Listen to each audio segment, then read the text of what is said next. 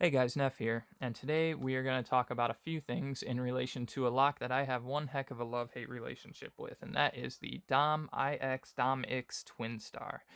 Alright, so I'm a big fan of Dom locks and a lot of European brands, but the Dom X line, Dom IX line is great. The X5KG, the X10, the Saturn, and now the Twinstar are really fantastic locks. They have very cool features, very cool pin designs, and just really fun to work with. However, the Twinstar has been probably one of the biggest challenges I've ever had picking wise. This one right here is the first one I got. I never got it picked. Matter of fact, I even lost that pin right there and turned out a fresh one on my Dremel. Thankfully, it wasn't one of these because there's no way you're going to Dremel out one of those pins. But yeah, I never got this picked and eventually just made this display for it because I bought some more. I'll probably talk about this display in another video, but this is a first attempt. I'll probably make it for a few more locks and maybe even release that to the market for people to have as display items. The second one I got is this beautiful polished brass finish one. I can't even bring myself to gut this. I worked on picking it a little bit, probably got about as far as I did on that first half, but I just can't bring myself to do much with this. It's too beautiful. Very nice mirror polish finish. Great job on that, Dom. And then this half just came to me. I got this in a padlock, pulled it out because I generally pick Doms counterclockwise. And I picked this actually in a couple hours, and I'm going to talk about why real quick.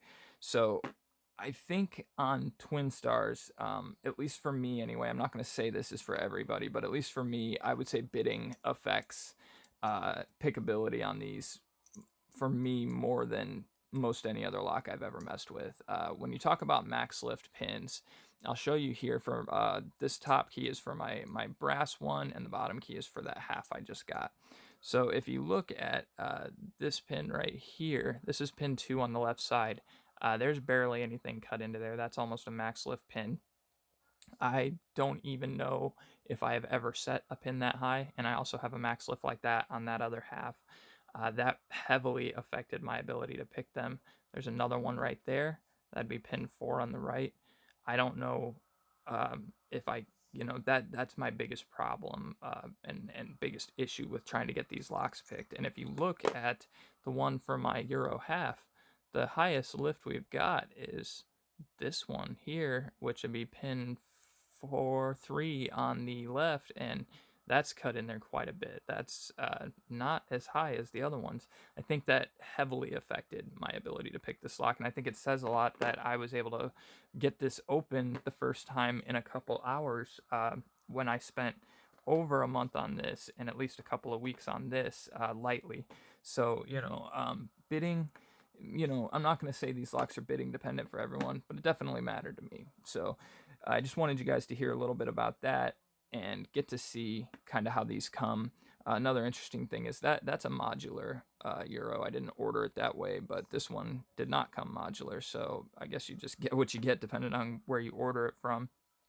But this one I practiced a little bit. It did take me a minute to get the opens figured out, and we'll get her in the vise and see if I can do it for you guys on camera. Alrighty guys, we got her locked up in here. I'll show you what I'm going to be working with today. We've got this thick wiper insert purchased from Sparrows. I've got this big dimple flag that I made from wiper insert. I use that on a lot of dimple locks. And then this hook I use for the interactive elements, and every once in a while, if a pin gives me trouble and I can reach it, I will use it on that as well. So I go counterclockwise, so we'll start on the left side. All the way at the back. 5 is binding. 1 click. Should get a second one, I think.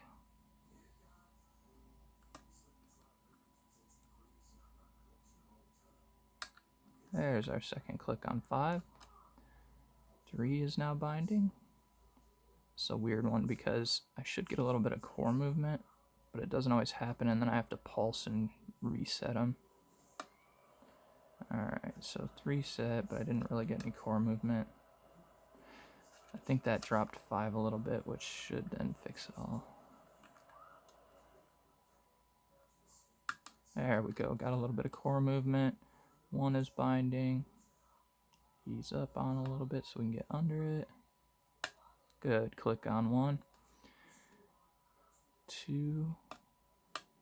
Good click. Now I'm going to set 4, which is probably going to drop 2, both on spools.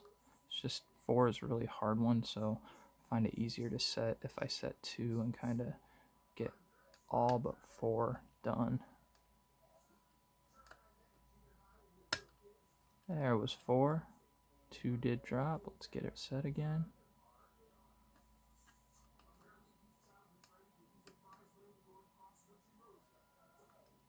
Bad placement. Let's try that again. There was 2. Alright, I'll do a quick look-see on everything back here.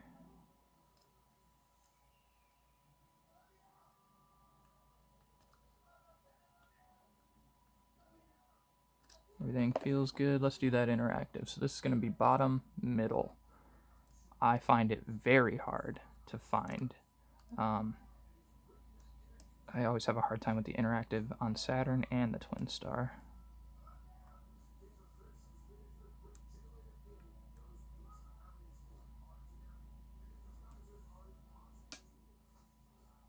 Come on, baby. I think we got it. I'm gonna kind of smush on a little bit, make sure that's the case, make sure I got it all the way down. There, no, I didn't actually have it fully, and I got even a little bit more core movement. Alright, so that pulls in a little kind of detent sidebar that pokes out and keeps the core from moving. Starting on 1 on the right. Quite a bit of core movement. And actually another click on 1. I'm going to move to 4. Core movement and a click. No second click. Alright, we got 2 and 3 to work with. Really annoying pins.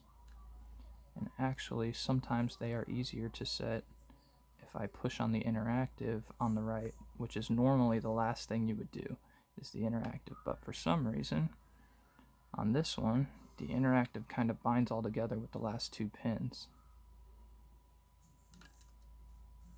So you know what? We're going to go see if we can hunt that interactive. Well, I'll give number 3 a shot because I can't get anything on 2. Let's try 3. Sometimes I can kind of ghost set 3 where it doesn't even really click, but after messing with it a little bit, I don't end up having to mess with it and the core pops once I set the other 2. So I just heard a click there, and I don't think it was my pick skipping off of 3. I think that was actually setting 3. So we're going to see if anything changed about 2. Nothing really. Let's check that interactive element. So this is the back top right. Another one that I have a very tough time with.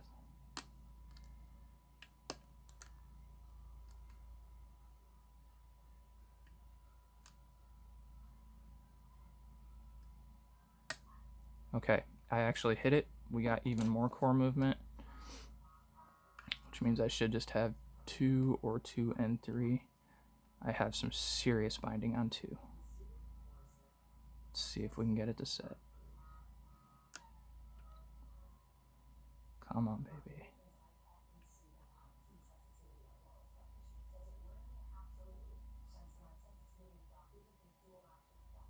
It's all about placement.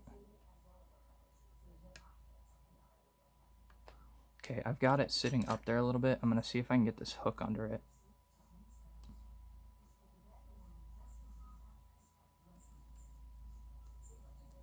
Oh, that's pin 1.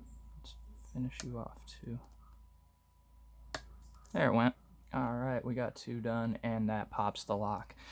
This is pretty exciting for me. I have been working on Twinstar, like I said in the opener, for months.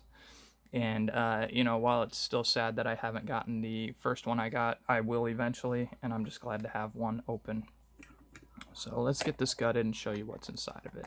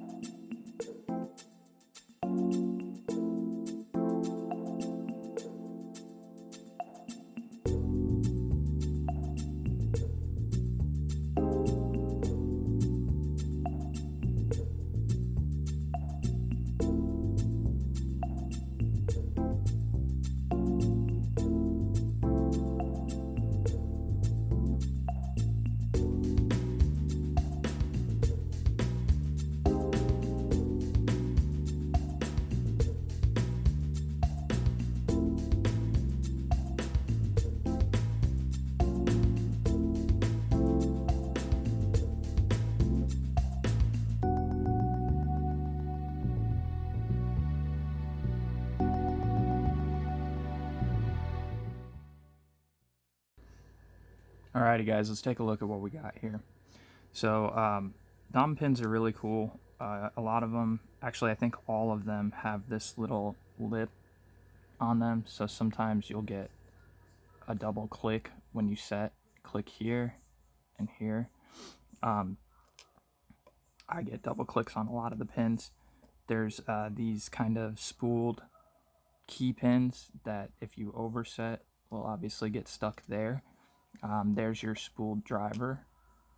Same thing though, still has that lip. I mean, the angled cut is obviously because they come in from two sections up at the top, and the plug and core is circular, so you have to have that angled cut in there. But it's just a really cool design. This was just some drill protection in there, ball bearing. And then these pins don't affect picking at all. They are just sorry about that, they are just key control pins. So if you look on different Twinstars, these dimples will be put in different spots. This was a 247. I've had 135. I've seen, I think, just 1 or 2 pins in there before as well, where you just don't have as many. Nothing special about our cylinder, except you can see on the bottom here where that detent stops. There's actually sections on either side, so you have to hit that bottom interactive detent, which is right here. So this will go into the bottom of the plug as such, and it will stay like that, where it's pushed out a little bit and stop it from moving. And when the pin is in there and it pushes down, it pushes into that angled section and pulls it back. It pushes it back, which kind of forces it in like that. So then it stays in.